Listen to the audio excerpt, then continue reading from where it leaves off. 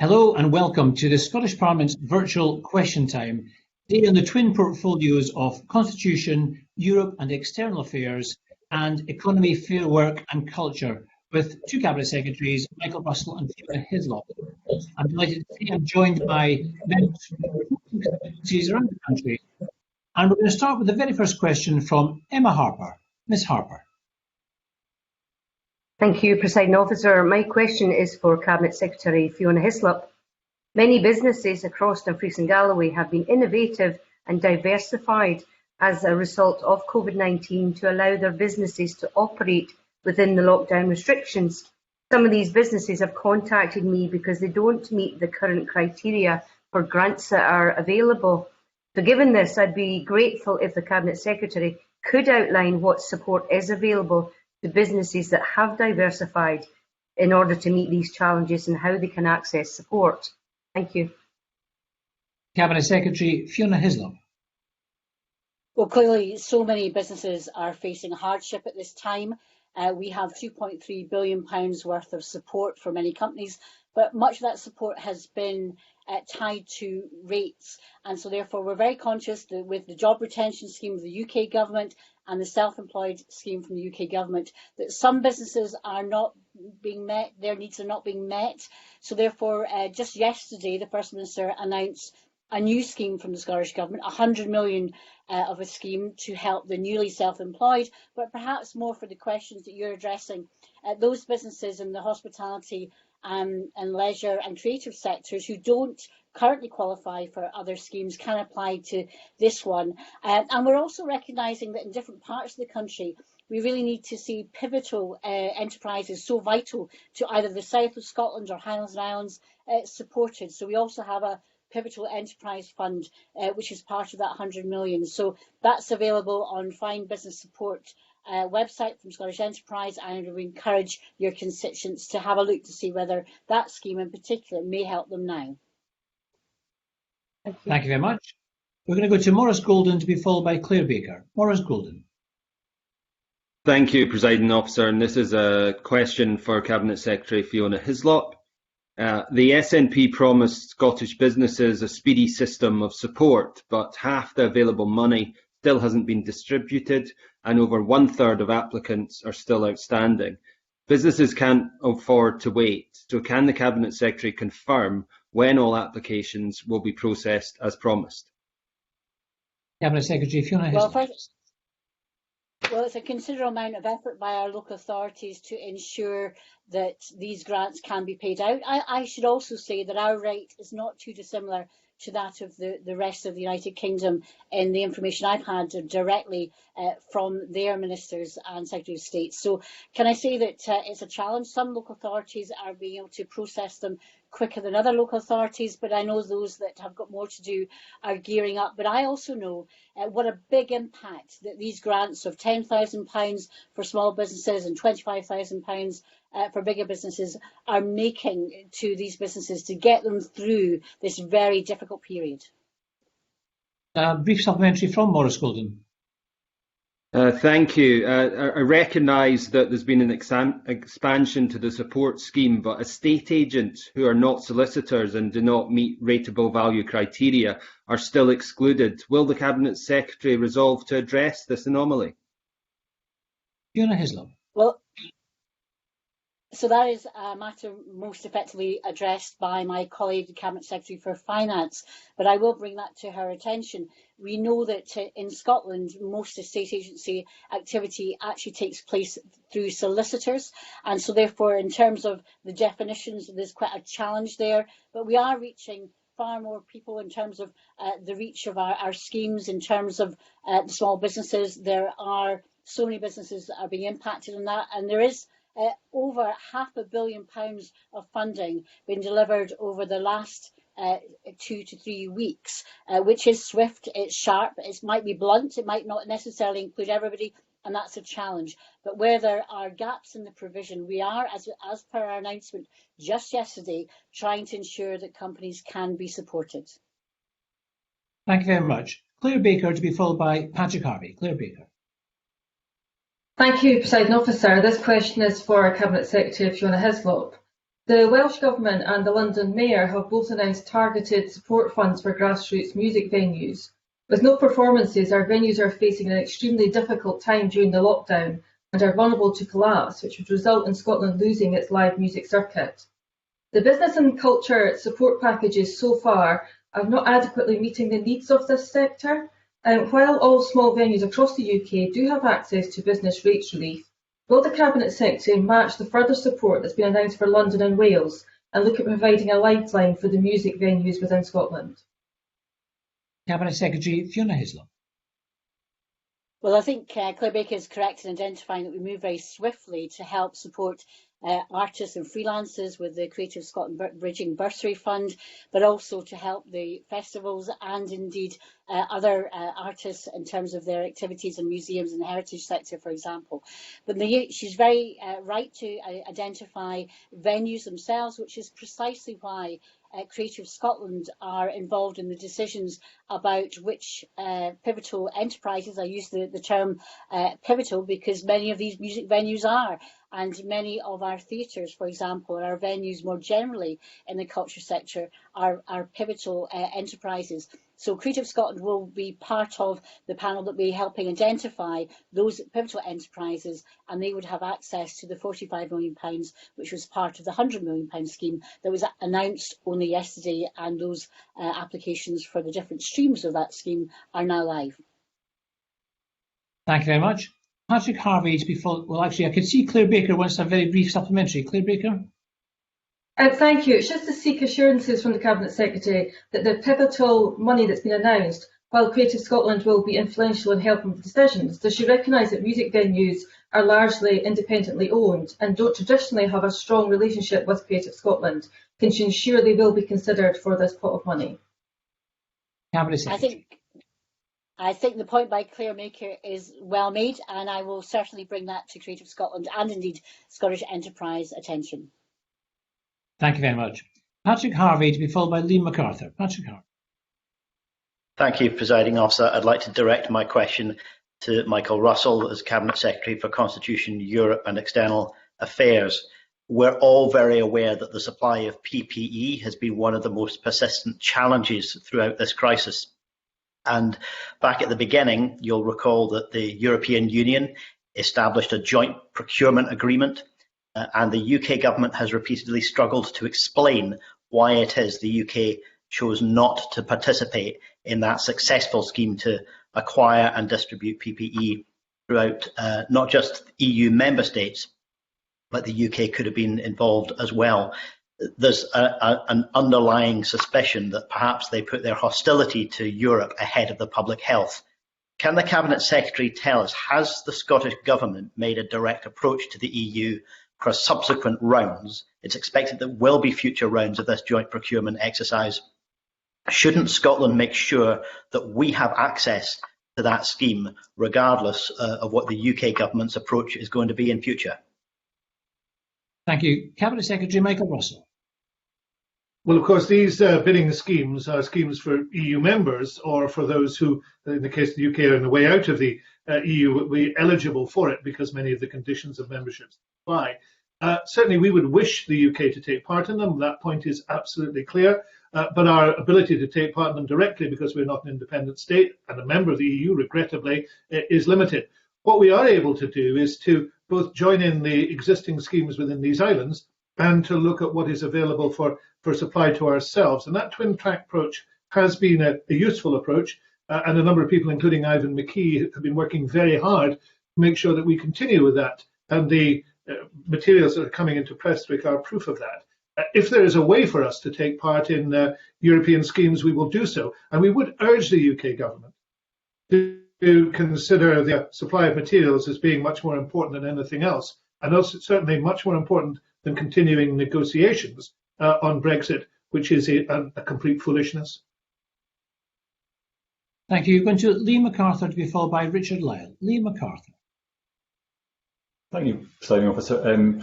The Constitution Secretary was in front of the COVID Committee last week and expressing scepticism about allowing island communities like Orkney to pilot the lifting of restrictions based on a robust system of test, trace and isolate. The chair of NHS Shetland earlier this week, however, was setting out how he would expect an extensive testing, tracing and isolating system to work very effectively in the islands. Now, I appreciate that there are risks in terms of sending out confusing messages to the public. I recognise also that any decisions need to be based on the science and be rooted in absolutely protecting public safety, both in the islands and more widely across Scotland. But in light of the First Minister's statement today around more expansive and extensive testing, in light of the evidence given by Professor Hugh Pennington to the Health Committee on Tuesday, can the Cabinet Secretary offer reassurance to my constituents that the Scottish Government will engage actively and constructively in discussing whether, and if so, how, the piloting of the lifting of these restrictions might be trialled in island communities? Cabinet Secretary Michael Russell. I think, to be fair upon myself, I wasn't expressing scepticism so much as saying that it was an open question that needed to be addressed. And as I represent a large number of island communities, at least as many, and I probably think slightly more than Liam does, then I am in the position of saying that I'm listening very, very carefully to the case that is being made by those islands communities, both in the MacArthur's area in Shetland, in the Western Isles and Australians area, in my own area, and I am aware of this very live debate. Now, it is a debate because there are voices on either side, and it would have to be driven by science, but I am certainly not in any way opposed to that discussion taking place, but it's a discussion that has to be based upon, as Liam has indicated, Liam MacArthur has indicated, science and potential risk, and that is what is being weighed up and will be weighed up as part of the process of consultation that's presently underway. The First Minister's paper last week opened that up. That process is an iterative process, and this issue will, of course, be a live part of it, and I'm very conscious of it myself. Thank you very much. Richard Lyle, to be followed by Oliver McDale. Richard Lyle. Thank you, Presiding Officer. My question is for the Cabinet Secretary for Economy, Fair Work and Culture, Fiona Hislop. Cabinet Secretary, M&D's theme park in my constituency of Uddingston and Bellsill has went into administration, causing 165 workers to lose their jobs. It seems firms in administration can't furlough workers. Unfortunately, as a result of coronavirus, some companies have had to go into administration, laying off their workers in the process. It's hardly an easy time to find a new job, and many people in this position will be facing hardship. Can the Cabinet Secretary advise what engagement the Scottish Government has had with the UK Government regarding enhancing the support available to people who are unemployed? Cabinet Secretary Fiona Hislop. Well, clearly the situation at M&D's is regrettable, and clearly the contact had been made by the Scottish Government with them, and we have also ensured that PACE, who help those that are facing unemployment due to redundancies, can get support. They've made sure that they have online support, so clearly with social physical distancing taking place, that's very difficult to bring people together to give them advice, but that advice for the unemployed is there. For those from the M&D company themselves, that support is there. His point really is about the UK Government, and clearly one of the most important things is to try and keep people in work, which is why we do welcome the job retention scheme. But I think a lot of people are concerned that once that comes to an end, there could be a serious number of companies going into a position of administration and redundancy, and that has to be addressed. So the cliff edge of an end of the job retention scheme in June is something that we've already raised, and it's also about trying to keep companies working and productive as we come through this period, and that's why furloughing staff is much more preferential than redundancy, and many companies have done that. And our job as part of our 4-point plan of respond to the crisis, then reset by planning how to come back safely, then restarting, and then recovery is so important to give a plan so that companies can get through this period with support for cash flow that is essential just now, but to emerge the other side. But I'm not underestimating the severity of the economic crisis that we face, but for each and every one of those people, whether it's M&Ds or other companies that have people being made redundant at this time. It is heartfelt. That's a big impact for them and their families. The universal credit that's been provided by the UK government has been increased. That should helpfully support those that are needed. And remember, there's also the Scottish Welfare Fund, which has also had additional funding to help people in immediate crisis as well. So it's going to be hard, but we need collective effort, not just from a community response, but also in an economic response. And we're doing our part, but clearly the UK government holds many of the levers, including the macro and fiscal measures by which they can help support, underwrite and guarantee the loan system, but others to try and keep those companies afloat where it's possible. Thank you very much. Oliver Mundell, to be followed by Christine Graham. Oliver Mundell. Thank you, Presiding Officer. My question is for Cabinet Secretary Fiona Hislop. There has rightly been a focus on supporting national cultural events at this difficult time, but can the Cabinet Secretary also confirm that support will be made available to culturally significant community events, such as our historic Borders riding of the marches and common ridings, in order to ensure that they remain economically viable and can return in future years? Cabinet Secretary Fiona. Well, one of the things I'm doing and all the government ministers are doing are keeping in touch with key companies, key stakeholders, key groups. I've held stakeholder groups with the culture sector. I am about to have a similar roundtable with those that are involved in the event sector. We're trying to repurpose government money and government activity that is currently going to events that are not going to be taking place to allow those events to get through this period. Again, it's about a cash flow issue. I too, in my own constituency, have the Linlithgow marches, which is normally due in June.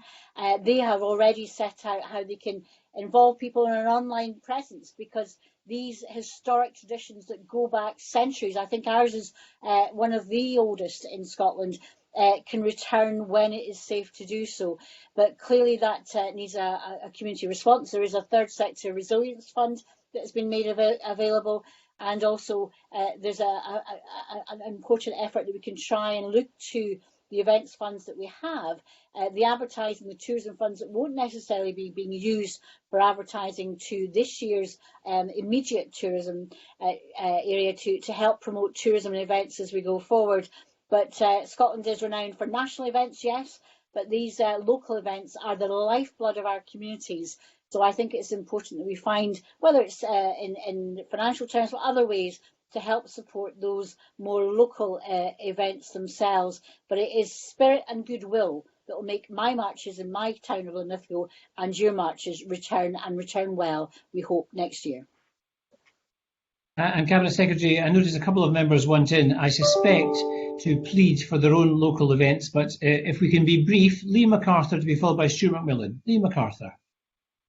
You clearly read my mind, Presiding Officer. I think following up on Oliver Mundell's question, obviously Cabinet Secretary will be aware from her culture brief how important festivals are to the Orkney community. The Folk Festival and the St Magnus Festival are but two that have been obviously impacted by the current restrictions. Is there any advice that the Cabinet Secretary can offer in terms of the support and the guidance, not necessarily just financial, that these and the other festivals might be able to access over the coming weeks and months? And I wonder if I could take Stuart McMillan, Cabinet Secretary, before we come to you, I wonder if I could take Stuart McMillan's and then you perhaps answer them both briefly. Stuart McMillan. Thank you, Presiding Officer. It's just a very brief point regarding the RSPBA and all the pipe band competitions that take place throughout the summer period. Can they be engaged with this particular set of negotiations, because they organise competitions across all of Scotland, including in Greenock and Inverclyde? And this time, Cabinet Secretary Fiona Hislop. Thank you, Presiding Officer. These events are really important, and that's why we've tried to ensure where they have received public funding that they can be repurposed, not necessarily for the delivery of what was intended originally in terms of the festival event, but to help secure that resilience that's required. But one of the things I will do with Event Scotland and the stakeholder group that I've got taking place shortly is to ensure that we can set up best practice teams to try and help support people. Because as Liam McCarthy said, it's not always about finance, it's how we can represent, reposition, help in that advertising, marketing, and also for the pipe band associations as well. There's also a key issue for that important sector of those that make the bagpipes and make the drums that are required. So I'm hoping that they will also access this new fund that we've established that will help some of the pivotal organisations that are needed to ensure that we can come through this. It will be a damaging period, but also if we can put out hope for that community, that national endeavour to return with the spirit of Scotland, then these events are very much part of that. Thank you very much. So now to Christine Graham, to be followed by Anas Sarwar. Christine Graham. Thank you, Presiding Officer. My question is for Cabinet Secretary Fiona Hislop. Scottish Government guidance for business states that if your business is not essential or material re the virus or the well-being of society and your staff cannot work from home and you want to open, the test is, and I quote, if not, can you practice safe social distancing and comply with all other standard health and safety requirements? If your answer to this is yes, then you can open. Businesses contacting me are very confused. Can you clarify, please? Cabinet Secretary Fiona Hislop. Well, there are basically three groups of businesses. There are those that we as collectively as a Parliament have agreed in legislation should be closed, and that includes, for example, pubs and restaurants. There are those that are part of the critical national infrastructure of the country. That's the second group, and they're essential. Not everybody that works in the essential sector needs to physically go to work, so many are indeed working from home. But there's a third area where we're calling them non-essential, and the criteria there is that we want to ensure that anybody who is open because they are servicing and supporting the fight against COVID, and so our guidance is clear that that is the requirement, and the word is and, able to operate a socially distanced way. Now, these guidance issues are constantly under review because we have to adapt and improve them. There's latest guidance on construction will be issued shortly as well, because we need to give people confidence when they're working currently, or indeed when they restart, that they're doing so in a safe way, both for their own staff, but also for their customers as well. So we will be establishing a phased return when it is possible to do so, when we know from the health and scientific analysis that more activity,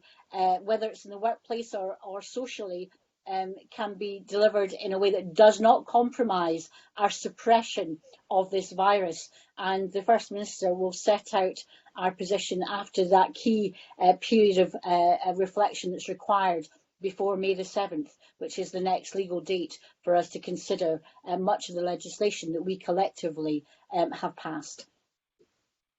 Thank you. I'm going to take Christine Graham with a very brief supplementary, and then I can see that Colin Smith and the Cabinet Secretary Michael Russell would like to come in. So Christine Graham first, to be followed by Colin Smith, to be answered by Michael Russell. Christine Graham. I just want to clarify, it's very important, because I think that what's on your guidance is ambiguous. What you're telling me then is that you have to be essential to the material and essential to the well-being of people, or regarding anything in the chain to do with the virus. Otherwise, you can't open. Is that correct?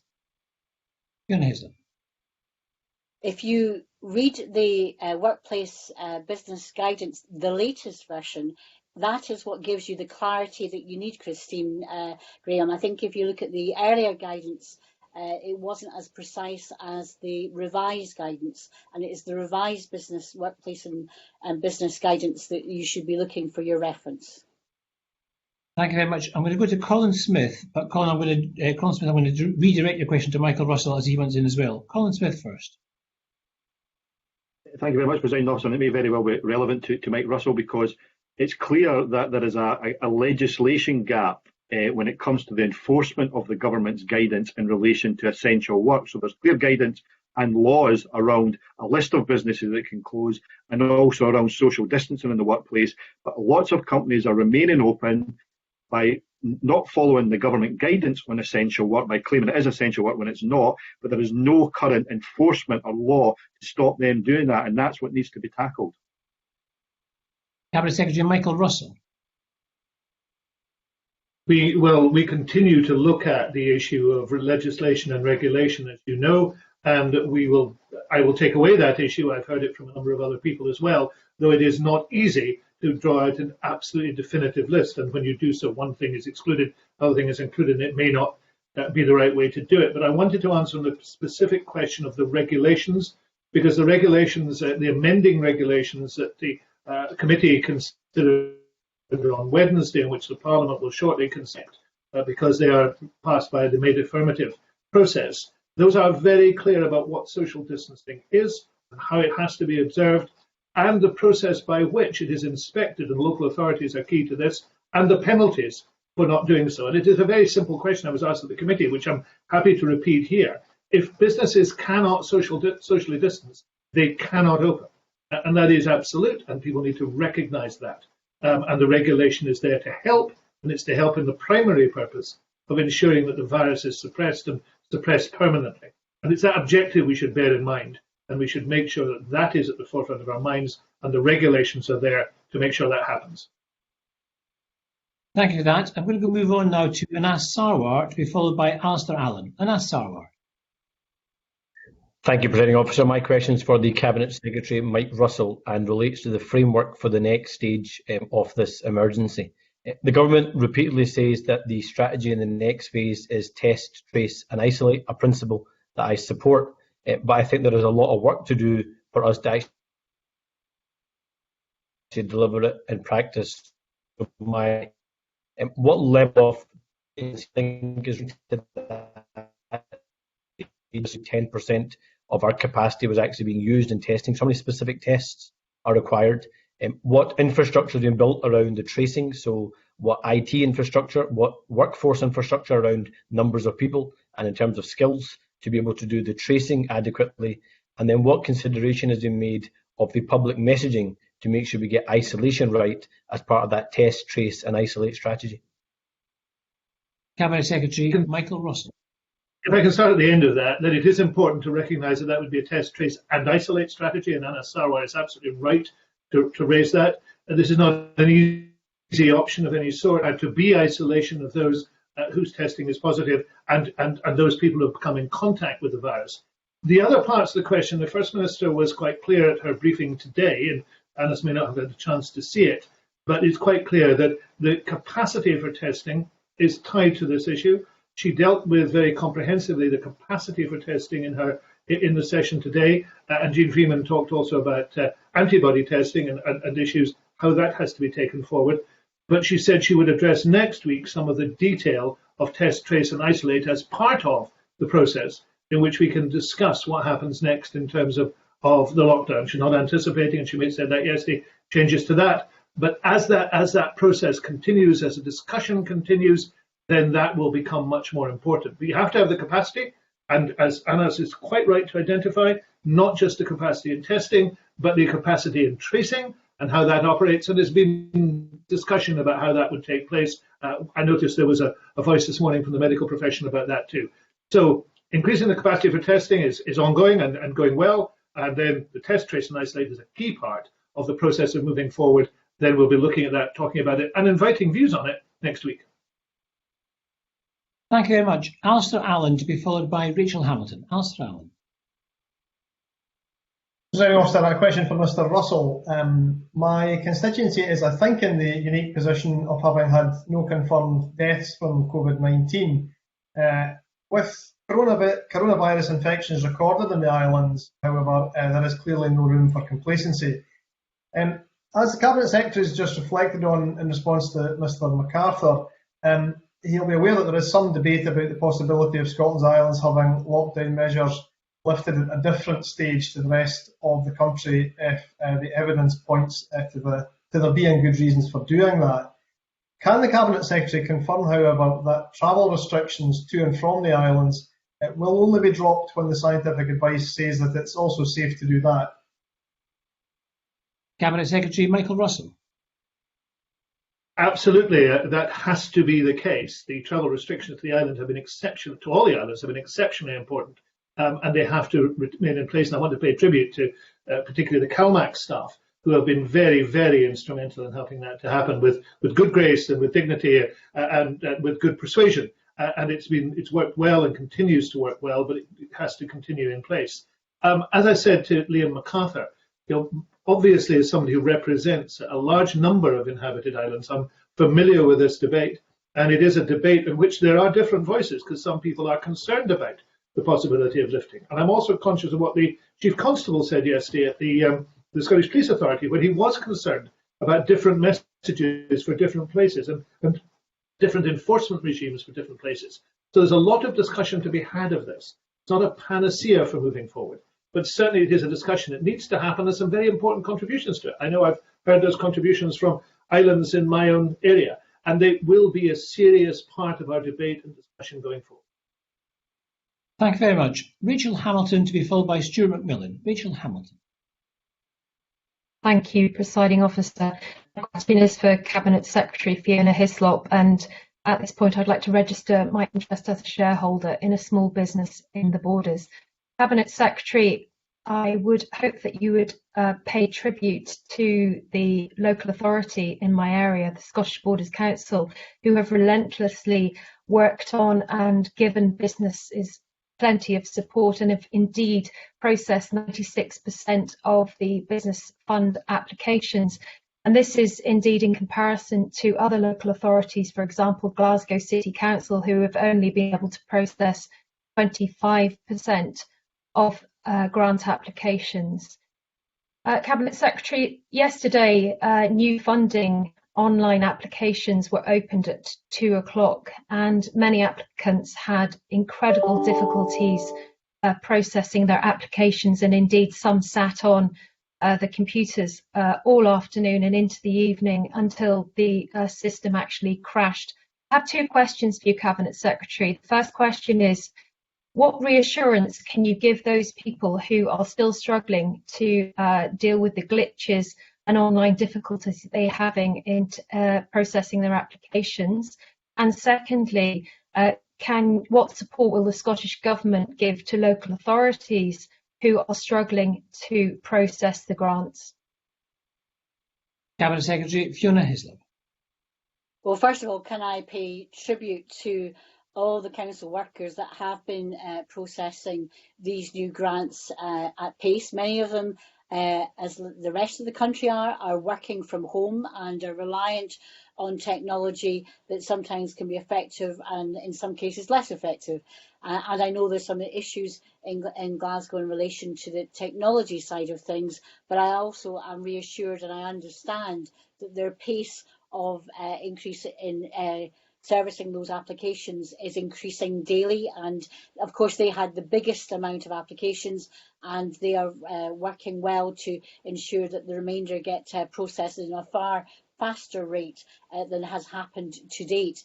But all systems that are put together at short notice can also be vulnerable.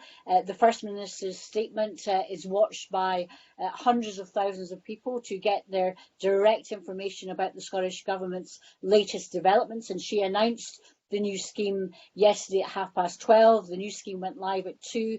There were problems because within a few moments of it opening, it was deluged with so many people. Why is that? Because people are in need, businesses are in need, and that's precisely why, because the systems that are in place, the grants, however welcome they are from the Scottish Government, however welcome the UK's job retention scheme and loans and self-employed schemes are, they're not going to service everybody. And that is why this new scheme launched yesterday went live, precisely because of the volume of applications causing stress in the system. They took it off later last night to make sure that it was more effective. I checked this morning to ensure that it was operating to the satisfaction, to ensure the applications could take place. And also a signal and communications have been sent out by Scottish Enterprise, and I would reiterate that just now, is that the applications will be processed from Monday, so people can take their time to go on probably a less busier time than there was immediately after the opening of the scheme yesterday, to ensure that their applications can be processed. I hope that gives both you and indeed those that are applying some reassurance that the issues are being addressed. But as a presiding officer would notice, everybody is operating differently. We've had our own technology issues, as the presiding officer knows, ourselves, even with this session. So I think we have to have a bit of patience and thank those that are working so hard from home, many actually looking after children as they are doing, with homeschooling taking place as well. And I think we should pay tribute to all those council workers. Thank you, Cabinet Secretary. And we've only got 3 more questions to go, so hopefully our technology will hold up. Stuart McMillan to be followed by Colin Smith. Stuart McMillan.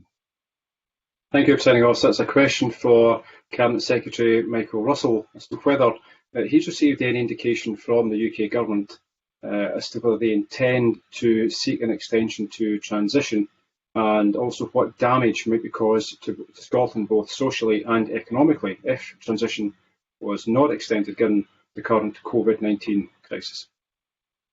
Cabinet Secretary Michael Russell. I think it's very clear to the vast majority of businesses, whether or not they supported or did not support Brexit, that the idea of coming to a conclusion of negotiations by the end of December is increasingly bizarre. A whole range of meetings have had to be cancelled. Even the United States has withdrawn at the present moment from negotiating a new trade arrangement because there simply isn't the bandwidth in any government to deal with this. There is a way through this, which is for the UK government to seek an extension up to 2 years. The withdrawal agreement allows them to do so.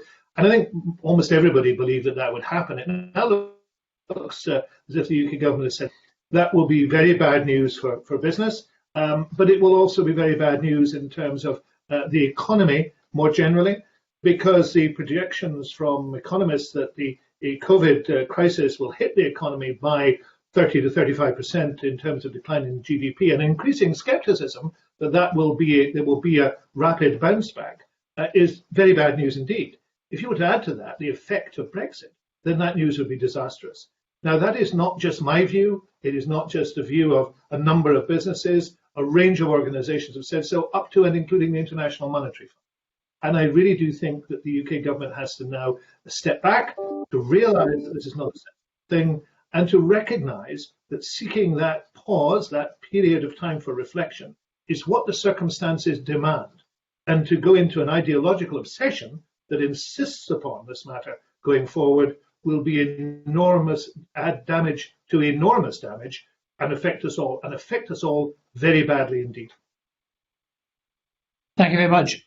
Colin Smith, be followed by Edward Mountain. Colin Smith. Thank you, Presiding Officer. My question is for the Cabinet Secretary for the Economy.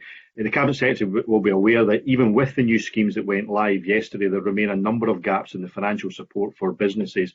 For example, a rateable value threshold of 18,000 in Scotland instead of the 15,000 in England with a large grant. The fact that businesses will receive 75% grant rather than 100% for second or more properties, and also the cliff edge, which means no grant at all for a rateable value over 51,000. So does the government have any plans to close those remaining gaps? And will the Cabinet Secretary also support businesses by putting pressure on insurance firms to try to shirk their responsibility by not paying out on business interruption policies? Cabinet Secretary Fiona Hislop.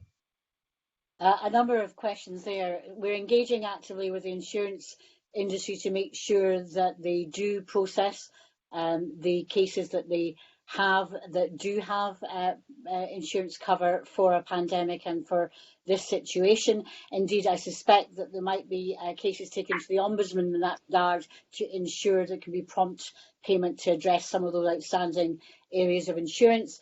In relation to the cliff edge of £51,000 rateable value before you can receive a grant, then I think that's an issue that it should be addressed primarily by the UK government providing more resources to do so. I have directly suggested to the Chancellor that if the CBILS scheme, as it seems to be the case, has not serviced small businesses in particular very well, although the latest bounce back loans, as they're being called, for small businesses are to be welcomed, that actually if they're not using as much of the UK resources in underwriting and guaranteeing those loans because there's fewer of them, they should transfer that resource to further grants instead.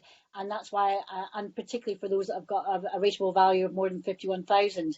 On the issues of more than one property, can I say to you that there are companies, and there was one company in particular who have championed the requirement that they should also get not just one loan of not one grant of 25,000, but several who will now be receiving over £420,000 from the Scottish taxpayer, but are also operating, as he said, publicly on broadcast television at 65% of activity. Now, we've tried very hard to make sure that more companies than just a few can get resources. So I think it's not just for the few, but it's for the many that we're working towards. And we have 77% of small businesses getting grants in terms of our figures compared to a fewer number in the rest of the UK. So therefore we've got more companies that we have to support, and so we will continue to make sure that we try and help everywhere we can. But quite brutally, this is going to be very difficult. There's limited resources.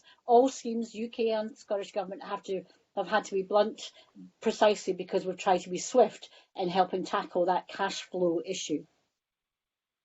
Thank you very much, Cabinet Secretary. And Edward Mountain. Thank you, Presiding Officer. My question is for the Cabinet Secretary for the Economy. Across the Highlands and Islands, Cabinet Secretary, there are hundreds of small business bed and breakfasts that are vital to our economy. And if they cannot access the Hospitality Hardship Fund, will frankly struggle. So can you confirm if B&Bs who pay council tax can apply for this fund? And also, what is the sort of level of funding and help they might receive?